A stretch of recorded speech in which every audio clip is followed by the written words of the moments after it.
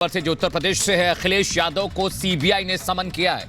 CBI ने कल पूछताछ के लिए अखिलेश यादव को बुलाया है। खनन घोटाले में अखिलेश यादव को समन किया गया है। सीआरपीसी की धारा 160 के तहत यह समन भेजा गया। अखिलेश यादव की सरकार के दौरान साल 2012 से 16 के बीच हमीरपुर में अवैध रूप से खनन का मामला सामने आया था। इस मामले में जनवरी 2019 में सीबीआई ने केस दर्ज किया था। अब इस मामले में सीबीआई ने तत्कालीन मुख्यमंत्री अखिलेश यादव को पेश होने के लिए कहा है।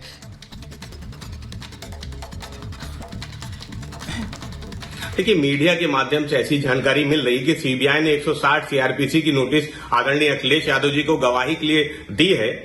ऐसी कोई भी नोटिस अभी तक आदरणीय अखिलेश यादव जी को प्राप्त नहीं हुई है। जब ऐसी कोई नोटिस आएगी तो समाजवादी पार्टी कानूनी राय लेने के बाद अपना पक्ष जरूर रखेगी। और लखनऊ का रुख करता है, जो इस वक्त हमारे साथ जुड़े हैं अजय। कल अखिलेश यादव को बुलाया गया है बतौर गवाह पूछताछ के लिए। क्या अपडेट मिल रहा है? कितने बजे पहुंचेंगे, जाएंगे या नहीं?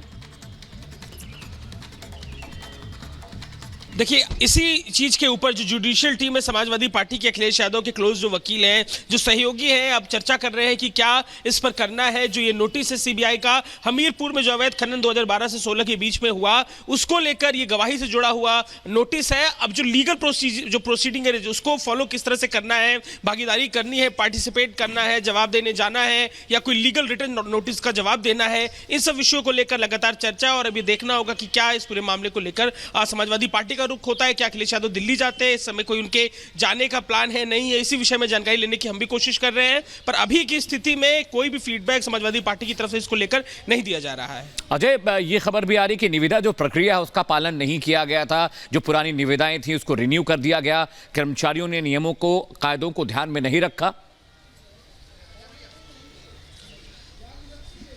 बिल्कुल, जो खनन के जो पट्टे हैं उनको देने को लेकर ये तमाम सवाल हैं। इसी कड़ी को लेकर सीबीआई ने जब इस मामले को अपने रिटर्न रिकॉर्ड्स पे लिया, अपनी जांच के दायरे में लिया, 2019 का ये वो साल था जब सीबीआई ने इसे दर्ज किया, इसकी एफआईआर ली। और इस दौर में जितने भी अधिकारी, जिला मजिस्ट्रेट से लेकर खनन अधिकारी और अन्य सहित कई लोग जो सेवक थे, उनके खिलाफ प्राथमिकी दर्ज की गई थी। और इसी कड़ी में जो तफ्तीश है उस प्रक्रिया को बढ़ाने के लिए सीबीआई ने पूछताछ के लिए अखिलेश यादव को नोटिस भेजा हुआ है। हम अक्सर देखते हैं अजय, जब सीबीआई या ईडी नोटिस जारी करता है, नेताओं को विपक्ष के पूछताछ के लिए बुलाया गया है, हमेशा से सवाल खड़े किए गए हैं ऐसे एक्शन पर या नोटिस जब जारी किया गया है।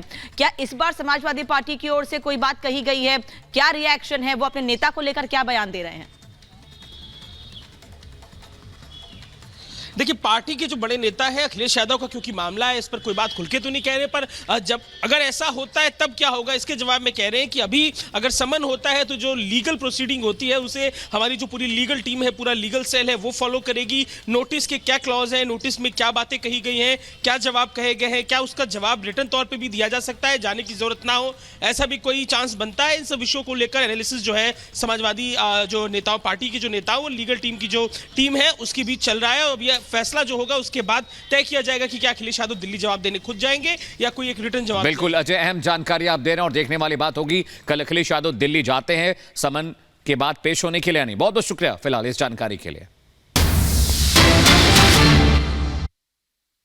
जो पार्टी के साथ नहीं खड़ा होता और पार्टी की विचारधारा पर चुनकर आता है और कुछ पैसों के लिए लोग बिक जाते हैं, इन ऐसे राजनीतिकों को हिमाचल की जनता अच्छी तरह जानती है। आपकी आलाकमान या ऑब्जर्वर से कोई बात हुई है? बताया जाता है कि आपने पेशकश की थी इस्तीफे की, क्या ऐसी ये बात है? ऐसा कुछ हुआ है? मेरे को तो ये पता ही आपके टीवी चैनलों के माध्यम से लगा। मैंने क्यों करनी पेशकश? मैंने लड़ाई लड़नी है। तो कोई फॉर्मूला है सर? मनाएंगे कैसे? नहीं, कौन सा नाराज है? 34 तो 7 है, तो 34 तो बहुमत, फिर भी सर 35 तो चाहिए ही। तो बीजेपी का 25 है, हाउस कम हो गया। और उनके जो 6 विधायक जिन्होंने क्रॉस वोट किया था वो क्यों नहीं आए? उनको तो हम हमारे संपर्क में 15-20 लोग हैं। तो फिर पूरी रात हेलीकॉप्टर जो घूमते रहे, सीआरपीएफ घूमती रही, मिलिट्री की सेना घूमती रही, गाड़ियां घूमती रही, तो क्यों नहीं पकड़ के लाने चाहिए थे? वो 20 लोग इस्तीफा दे देंगे। बहुत खुशी होगी जब मुझे आप उनके नाम बताएंगे। सुरक्षित है सरकार सर आपकी? चलिए, सुखविंदर सिंह सुक्खू को आपने सुना, वो कह रहे हैं कि उनके पास बहुमत है, उनकी सरकार सुरक्षित है। और उनका यह भी कहना है कि अभी भी देखा जाए तो आंकड़ों के हिसाब से वो बीजेपी से कहीं ज्यादा आगे हैं, यानी उनकी सरकार बहुमत में है। ये भी कह रहे हैं कि कुछ लोग जो हैं वो अपनी गलती को ठीक भी करना चाहते हैं। और देखना होगा कि सुखविंदर सिंह सुक्खू का ये दावा कितना सही साबित होता है। कुछ ही घंटों की बात है, ये साबित हो जाएगा। 6 विधायक जो कांग्रेस के हैं वो अभी भी शिमला में नहीं है, बल्कि वो वापस पंचकुला पहुंच चुके हैं। कैमरा पर्सन सलील के साथ सुजाता।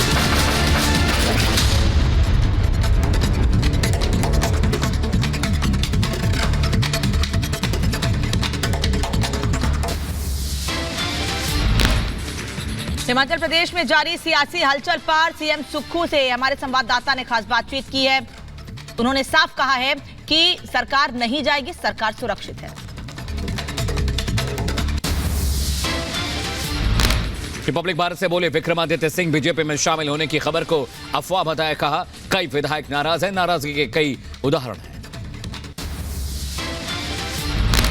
नहीं, ऐसा कुछ नहीं है। ये सारे अफसरों का जो है अफवाहों का बाजार होता है। But I speak the truth, I speak without any indulgence, political indulgence, और जो भी हमने बोलना होगा उसको साफ तरीके से।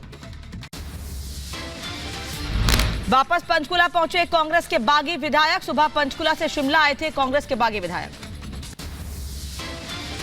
इस्तीफे की अटकलों को सीएम सुक्खू ने किया खारिज। कहा मैंने कोई इस्तीफा नहीं दिया, मेरे पास है बहुमत, 5 साल चलेगी हमारी सरकार। सुक्खू का बड़ा दावा। कहा बीजेपी के कई विधायक हमारे संपर्क में, हर साजिश का करेंगे पर्दाफाश। मैं एक योद्धा हूं, झुकूंगा नहीं।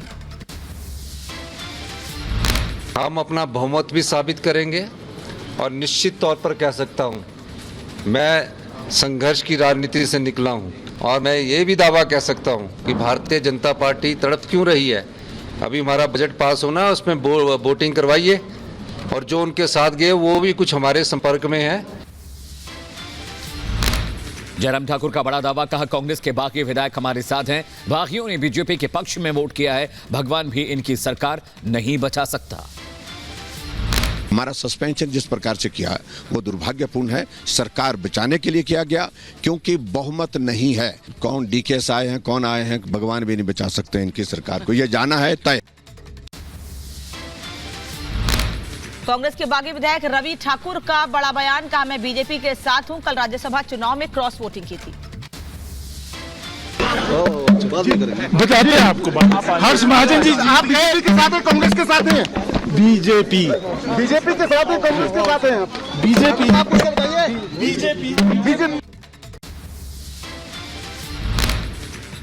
बीजेपी विधायकों के निष्कासन पर बोले जयराम ठाकुर। बिना किसी वजह के किया गया सस्पेंड, हिमाचल के इतिहास में ऐसा पहली बार हुआ है। केंद्रीय मंत्री अनुराग ठाकुर का कांग्रेस पर हमला। कहा हिमाचल की जनता किसी बाहरी व्यक्ति को स्वीकार नहीं करती, खुद कांग्रेस के विधायकों को बाहरी पसंद नहीं। हिमाचल में उथल पुथल के बीच जागा कांग्रेस का आला कमान। बागी विधायकों से प्रियंका गांधी ने बातचीत की है। विधायकों को मनाने में पार्टी अब जुट गई है। हिमाचल में बागी विधायकों ने दल बदल के नोटिस का जवाब देने के लिए समय मांगा है। 2 हफ्ते में मामले पर जवाब देने के लिए कहा है। हिमाचल में सियासी उथल पुथल के बीच सूत्रों से बड़ी खबर है, 14 कांग्रेस के विधायक इस्तीफा दे सकते हैं। विक्रमादित्य की अगुवाई में बागी विधायक इस्तीफा दे सकते हैं। कांग्रेस नेता जयराम रमेश का बड़ा बयान। कहा कांग्रेस को खत्म करने के लिए क्रॉस वोटिंग का जाल बिछाया जा रहा। हिमाचल विधानसभा के बाहर बीजेपी का प्रदर्शन। विधायकों के निष्कासन के खिलाफ बीजेपी ने जताया विरोध। हिमाचल में सियासी उठापटक के बीच बीजेपी के 15 विधायक निष्कासित। निष्कासित विधायकों में जयराम ठाकुर भी शामिल।